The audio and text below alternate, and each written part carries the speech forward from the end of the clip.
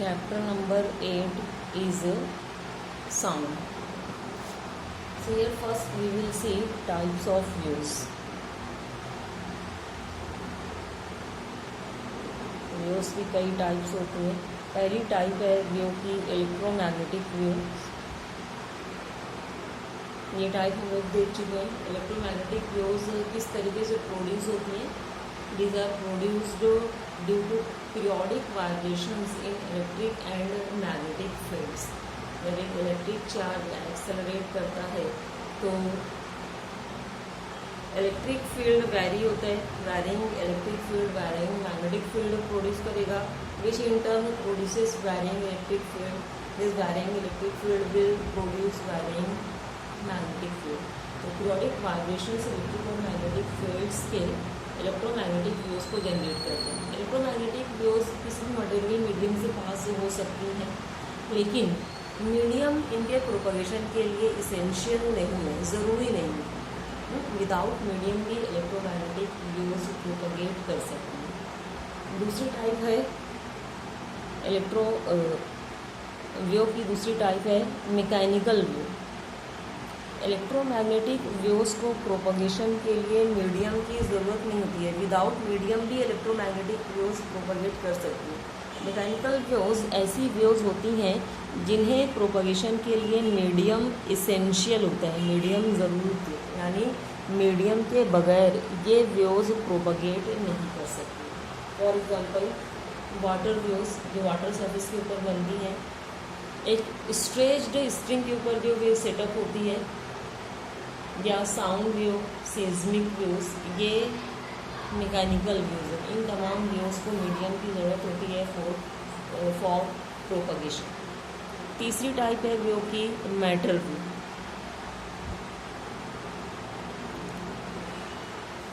जब भी कोई ऑब्जेक्ट मोशन परफॉर्म करता है तो उस ऑब्जेक्ट से एक वेव एसोसिएट करती है. ये वेव मैटर वेव है. So matter wave is the wave associated with an object if it is in motion. Wave को हम एनर्जी ट्रांसफ़र करने की बेसिस पर फिर से दो टाइप्स में डिवाइड कर सकते हैं. फर्स्ट प्रोग्रेसिव वेव और दूसरी type stationary wave. Progressive wave जो कि ट्रैवलिंग वेव भी कहलाती है, ऐसी वेव होती है जो कंटिन्यूअसली गिवन डायरेक्शन में प्रोपगेट करती है. Such a wave is called progressive. For example the wave on the surface of water. अगर किसी वाटर सरफेस के ऊपर आप एक स्टोन फेंको, ड्रॉप करो, तो सर्कुलर वेव्स आपको नज़र आएंगी जो आउटवर्ड डायरेक्शन में आगे की तरफ प्रोग्रेस करती हैं, ट्रैवल करती हैं. ये वेव्स कब स्टॉप होती हैं? किसी एक्सटर्नल एजेंसी के ज़रिए. वाटर सरफेस पर जो वेव बनती है, अगर आप एक स्टोन ड्रॉप करो सरफेस के ऊपर तो वाटर सरफेस पर वेव बनेगी और ये आगे की तरफ प्रोपगेट करेंगी. कब तक के? जब तक कि इनको एक्सटर्नल एजेंसी जैसे कि कंटेनर की वॉल स्टॉप ना करे. स्टेशनरी व्यू ये एनर्जी ट्रांसफ़र नहीं करती. प्रोग्रेसिव व्यू चूँकि कंटिन्यूसली गिवन डायरेक्शन में मूव करती हैं. डिस्टर्बेंस मीडियम के एक पॉइंट पर क्रिएट होता है. ये डिस्टर्बेंस आगे की तरफ मीडियम किसी दूसरे पॉइंट तक के पहुंचता है. यानी वेव के ज़रिए एनर्जी मीडियम के एक पॉइंट से दूसरे पॉइंट तक पहुंचती है. लेकिन स्टेशनरी वेव चूँकि स्टैंडिंग वेव है, इसलिए ये एनर्जी को कैरी नहीं करती. लेट्स सी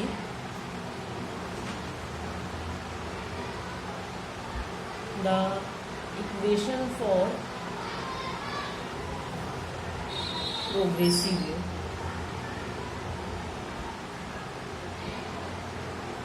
मैथमेटिकली हम प्रोग्रेसिव वेव को किस तरीके से एक्सप्रेस कर सकते हैं, उसकी इक्वेशन क्या बनेगी. प्रोग्रेसिव वेव जो पॉजिटिव एक्स डायरेक्शन में प्रोग्रेस कर रही है is represented mathematically by y of xt equal to a sine of kx minus omega t plus 5। यहाँ पर x पोजीशन है मीडियम के पार्टिकल की at any instant of time, a is amplitude, omega is angular frequency, k is angular wave number and phi is called phase angle. The wave which travels along negative x direction is represented mathematically as y of xt equal to a sin of kx plus omega t plus phi. So these are mathematical equation of progressive wave की speed किसी भी medium में medium की elastic property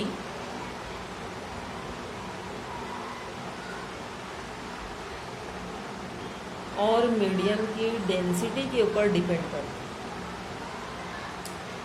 है। एक ही medium transverse और longitudinal waves दोनों को सपोर्ट कर सकता है with different speeds. So we will see the speed of transverse wave, which is made on a string. Transverse wave एक straight string पर सेटअप होती है। The speed of that transverse wave is given by v equal to under root of t upon m, जहाँ पर t tension है produced in the string and m is linear density, m is linear density, that is it is mass per unit length of the string. Now let's see the speed of longitudinal wave.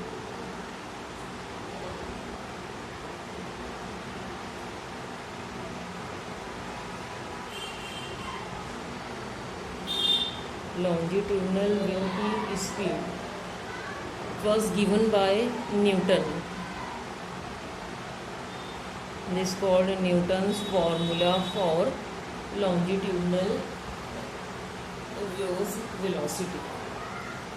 Newton के मुताबिक longitudinal wave जो कि कॉम्प्रेशंस और rare fractions पर consisted होती है, medium के particles जब वाइब्रेट करते हुए एक दूसरे के बहुत क्लोज आते हैं, क्राउडेड हो जाते हैं, वो रीजन कॉम्प्रेशन कहलाता है। जहाँ पर मीडियम के पार्टिकल्स एक दूसरे से दूर होते हैं, ये रेयर फ्रैक्शन कहलाते हैं। तो लॉन्जिट्यूडनल वेव जब ट्रैवल करती है तो medium alternate compression rarefactions में डिवाइड होते हैं। न्यूटन के मुताबिक ये कॉम्प्रेशंस और रेयर फ्रैक्शंस इतने स्लोली बनते हैं कि हीट को एक्सचेंज होने के लिए सफिशिएंट टाइम होता है, यानी टेम्परेचर कांस्टेंट होता है। यानी न्यूटन के मुताबिक लॉन्जिट्यूडनल वेव जब किसी मीडियम से ट्रैवल करती है तो टेम्परेचर कांस्टेंट रहता है। That is this process according to Newton is isothermal process. इसलिए हमें आइसोथर्मल प्रोसेस की इलास्टिसिटी को कंसिडर करना होगा। न्यूटन के मुताबिक लॉन्जिट्यूडनल वेव की वेलोसिटी का जो फॉर्मूला है that is given by under root of E upon rho, जहाँ पर ई मीडियम की इलास्टिसिटी है और रो मीडियम की डेंसिटी। अब न्यूटन के मुताबिक चूँकि ये process longitudinal wave propagation through a medium isothermal process है, इसलिए हमें आइसोथर्मल इलास्टिसिटी कंसिडर करनी होगी। और आइसोथर्मल इलास्टिसिटी ये आइसोथर्मल बल्क मॉडुलस के बराबर है, जो कि चेंज इन प्रेशर के बराबर होती है। That is isothermal elasticity that is equal to change in pressure for isothermal process. तो ई की वैल्यू पी के बराबर पुट करेंगे in the equation for speed of the longitudinal wave. So speed will become under root of P upon row.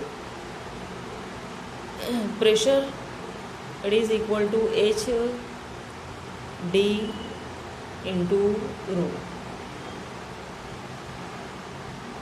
Upon rho, जहाँ पर h height है mercury की which is equal to 0.76 metre of mercury. D density है mercury की which is 13,600 kilogram per cubic metre and rho is density of air. यहाँ पर हम suppose करेंगे longitudinal wave, for example sound wave travel कर रही है through air, so rho will be the density of air. तो rho की value हम पुट करेंगे equal to 1.293 kilogram per cubic metre for air के लिए डेंसिटी 0 डिग्री सेल्सियस पर 1.293 किलोग्राम पर क्यूबिक मीटर है और जी की वैल्यू 9.8। ये तमाम वैल्यूज अगर पुट की जाए और वेलोसिटी कैलकुलेट की जाए then we will get velocity of sound in air equal to 279.9 metre per second at normal temperature pressure. लेकिन मैथमेटिकली जो स्पीड कैलकुलेट की गई थी साइंटिस्ट्स के ज़रिए साउंड की in air that was 332 metre per second. तो न्यूटन के ज़रिए जो प्रेडिक्टेड वैल्यू है वेलोसिटी ऑफ साउंड की और साइंटिस्ट के ज़रिए जो वैल्यू बताई गई है वेलोसिटी की, दोनों के बीच में बहुत ज़्यादा डिफरेंस है। So Newton's formula was Newton was not able to give satisfactory explanation for his discrepancy। तो लैप्लास ये भी एक साइंटिस्ट था, फिजिसिस्ट था एक्चुअली, उसने करेक्शन दिया न्यूटन के फॉर्मूले में। लैप्लास के मुताबिक जो कॉम्प्रेशंस और रेयर फ्रैक्शंस बनते हैं जब लॉन्जिट्यूडनल वेव ट्रैवल करती है मीडियम से, तो ये कॉम्प्रेशंस और रेयर फ्रैक्शंस बहुत जल्दी बनते हैं। यानी ये प्रोसेस एक रैपिड प्रोसेस है। कॉम्प्रेशंस और रेयर फ्रैक्शंस इतनी जल्दी बनते हैं कि कॉम्प्रेशन रीजन में जो हीट प्रोड्यूस हो रही है या रेयर फ्रैक्शन में जो हीट लॉस हो रही है उसको सफिशिएंट टाइम नहीं मिलता है फॉर डिसिपेशन।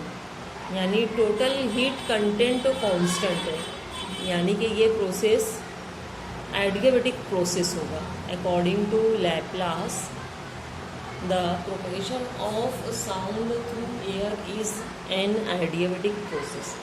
इसलिए हमें एडियाबैटिक इलास्टिसिटी कंसिडर करनी होगी और एडियाबैटिक प्रोसेस के लिए modulus of elasticity gamma P के बराबर।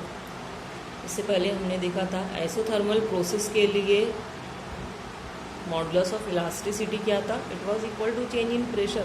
लेकिन एडियाबैटिक प्रोसेस के लिए मॉडुलस ऑफ इलास्टिसिटी की वैल्यू क्या है, it is gamma P.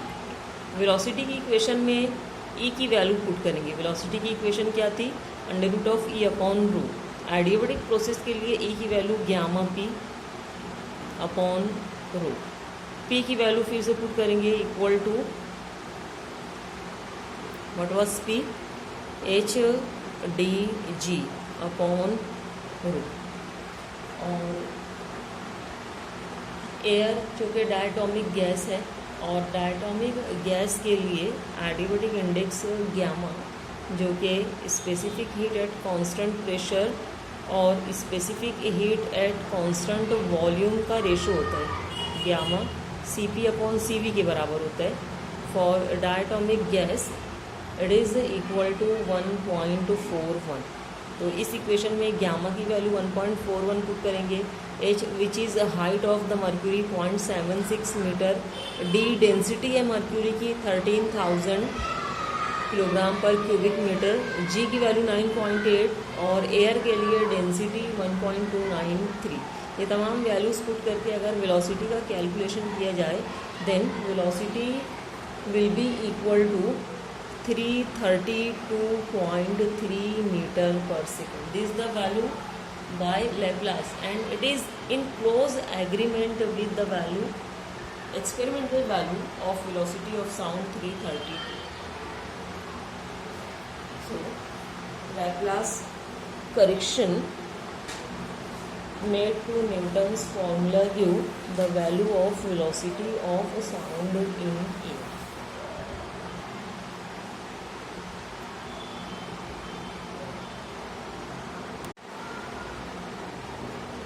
Let us see the factors affecting velocity of sound.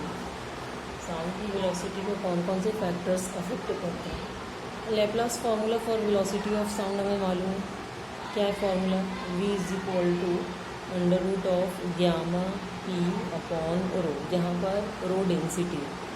अगर गैस का मास m और गैस का वॉल्यूम v हो तो डेंसिटी गैस की हो जाएगी mass per unit volume. Velocity की इक्वेशन हो जाएगी √of gamma p upon density rho की value mass per unit volume. Volume भी न्यूमरेटर में मल्टीप्लाई करेगा. वेलोसिटी की इक्वेशन हो जाएगी √of gamma P V upon M. For fixed mass of a gas, अगर गैस का मास कांस्टेंट है, गामा की वैल्यू तो कांस्टेंट होगी, तो कांस्टेंट टेम्परेचर पर पीवी भी कांस्टेंट होगा. By Boyle's law PV is constant at constant temperature, so velocity will be constant. यानी चेंज इन प्रेशर का वेलोसिटी के ऊपर कोई भी इफेक्ट नहीं है. दूसरा फैक्टर जो वेलोसिटी को अफेक्ट करता है that is temperature. Suppose temperature T0 पर वेलोसिटी साउंड की v0 है और गैस की डेंसिटी टेम्परेचर T0 पर ρ0. टेम्परेचर T पर गैस की वेलोसिटी v और गैस की डेंसिटी ρ. तो at temperature T0 velocity v0 का फॉर्मूला क्या हो जाएगा? √ऑफ गामा pv, जो कि किसके बराबर होगा? RT के बराबर. वेलोसिटी v0 है कितने टेम्परेचर पर? T0 पर. तो इक्वेशन हो जाएगी gamma r T0 upon m. Velocity v temperature T पर कितनी होगी? इट विल बी √ऑफ gamma r T upon m. दोनों वेलोसिटीज़ का रेशो ले लेंगे, that is v upon v0. It will be equal to v की वैल्यू √ऑफ gamma R T upon M upon v0 that is √ऑफ gamma R T0 upon M. तो factor root gamma R M cancel हो जाएगा. सो v upon v0 it will be equal to √of क्या बचेगा? Temperature T upon denominator में T0. So we can say velocity is directly proportional to the square root of temperature. Velocity of sound is directly proportional to the square root of temperature. तीसरा factor हम humidity देखेंगे. Humidity किस तरीके से velocity को affect करता है of sound in air. Suppose dry air की डेंसिटी ρd है और ड्राई एयर में साउंड की वेलोसिटी vd. मॉइस्ट एयर की डेंसिटी सपोज ρm है और मॉइस्ट एयर में साउंड की वेलोसिटी है vm. दोनों वेलोसिटीज़ का फॉर्मूला क्या हो जाएगा? मॉइस्ट एयर में स्पीड हो जाएगी √of gamma p upon row. Moist air की डेंसिटी ρm है, so velocity will be equal to gamma p upon ρm. Dry air की वेलोसिटी हो जाएगी √of gamma p upon rho. दोनों वेलोसिटीज़ का रेशो ले लेंगे, that is velocity of sound in moist air upon velocity of sound in dry air. Moist air में velocity कितनी है? √Of gamma p upon ρm अपॉन ड्राई एयर में velocity का फॉर्मूला क्या है? √Of gamma p upon ρd. कौन कौन से फैक्टर्स कैंसिल होंगे, गामा पी कैंसिल होगा, so V M upon V D it will be equal to under root of rho D, denominator के डिनोमिनेटर में इसलिए ये न्यूमरेटर में जाएगा, under root of rho D upon under root of rho M, that is Vm upon Vd it will be equal to under root of rho d upon rho m, यानी velocity under root of density के inversely proportional. अब चूँकि moist air की density dry air से कम होती है, moist air की डेंसिटी हमेशा ड्राई एयर की डेंसिटी से कम होती है, it means that the velocity in moist air is greater than velocity in dry air। तो moist air में velocity ज़्यादा होती है than velocity in dry।